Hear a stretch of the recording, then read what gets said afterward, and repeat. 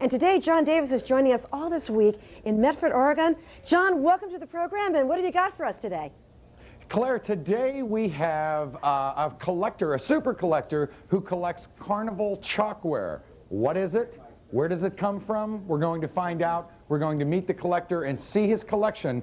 Hey, John, if you're at a carnival, you remember this game. If you'd knock over the bottles, you would win prizes. Well, if you were at the carnival in the early part of the century, you may win chalkware prizes. Look at this. We're going to find out about Carnival chalkware prizes when we come back on Personal FX.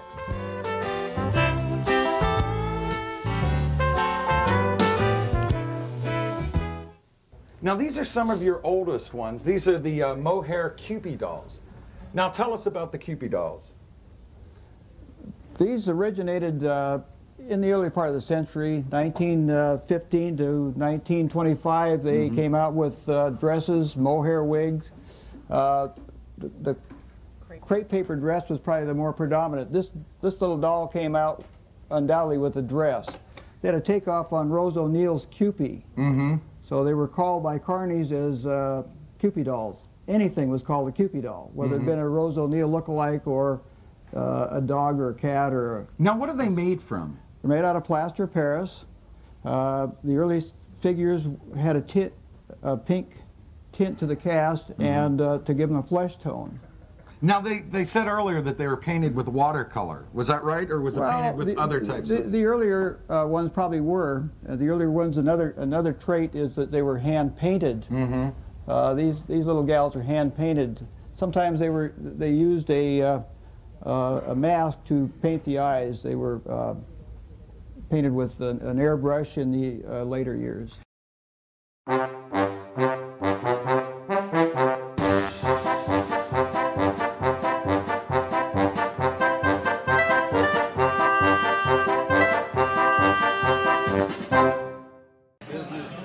folks, once again, if you don't have a number, come to the southeast corner of the building here and get a number. And we're going to be starting the auction right here at 10 o'clock, and I'll give you the rundown of the terms and conditions and the order of the auction at that time. And don't forget the Lutheran Church in the kitchen there.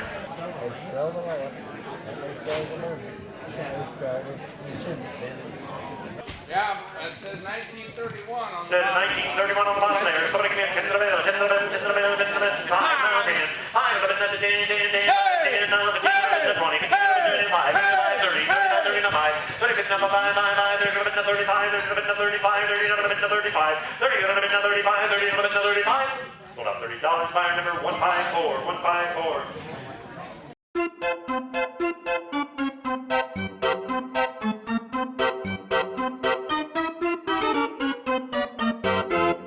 Have you ever been in a store and noticed the wide variety of wall decorations and other gypsum and plaster items available?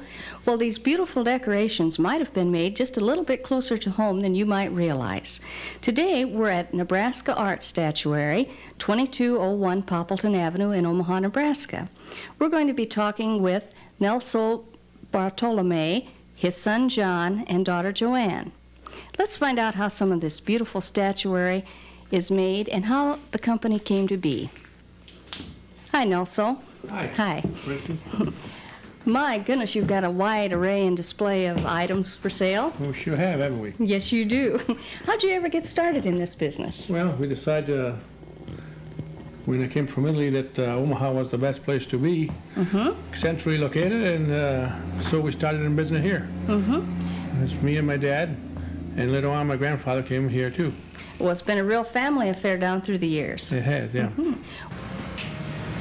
John, what have you got here? Well, here, first we start with a clay model of something that someone wants us to reproduce. See, after we have the clay model here, then we progress to the mold making. Now, this is the mold that we took from this clay model here. And the mold is latex rubber. Now, after it's, the rubber has been made, then we make the plaster shell that holds the rubber mold up. What we do is we start with just the rubber in this position with the item inside, and then we put the plaster over it, and it forms the shell. I see. My, they're heavy. Yes, they are. They're made of burlap and plaster to give them strength.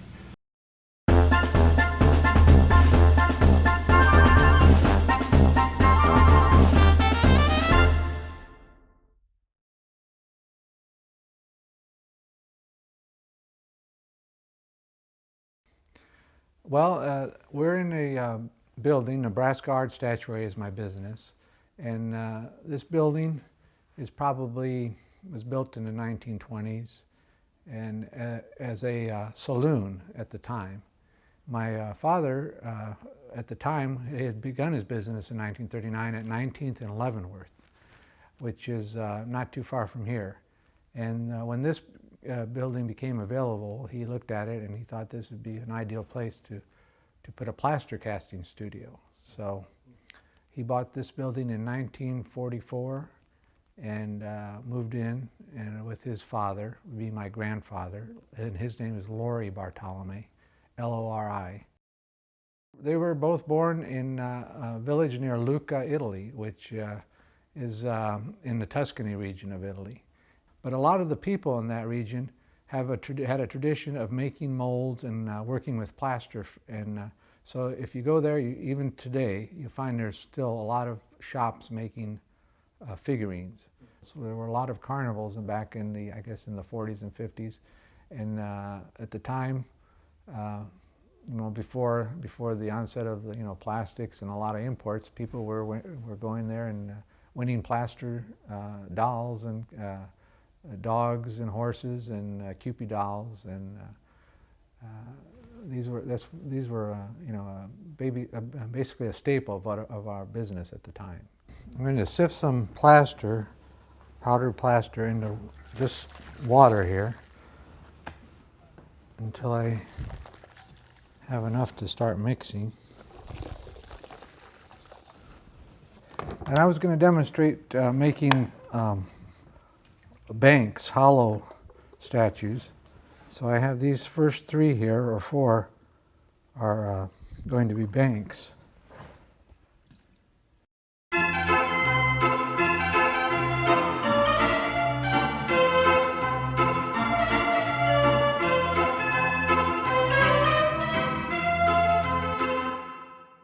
Now, I think we might try to remove one of the banks here, which is a little trickier. Here's a piggy bank.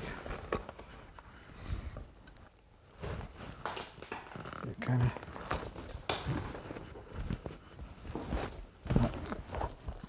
Now the tricky part is getting the head out, because, and see with that grease, it helps it come off a little bit easier. There you have a piggy bank.